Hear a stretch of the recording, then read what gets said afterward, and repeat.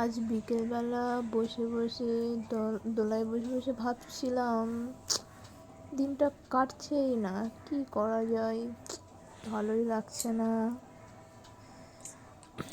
তারপর ভাবতে ভাবতে বিকেলবেলা দেখলাম মাঠের দিকে যাচ্ছিলাম, খিচুড়ি তৈরি হচ্ছিল সরস্বতী পূজার জন্য।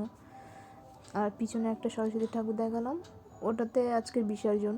তো মাঠের দিয়ে যাচ্ছিলাম, একটু বাজারে কেনাকাটা করতে যাচ্ছিলাম। যেতে এই রাস্তা দিয়েই যাচ্ছি, তো মাঠের দিকে দেখতে পাচ্ছ সবাই খেলাধুলা করছে এবং খিচুড়িও হচ্ছে। সোনামার, তারপরে সোনামাকে দেখছিলাম, ও তোমার ওই হাসি আজ ভালোবাসি এখানে খেলা করবি, ও হেসে দিয়েছিল।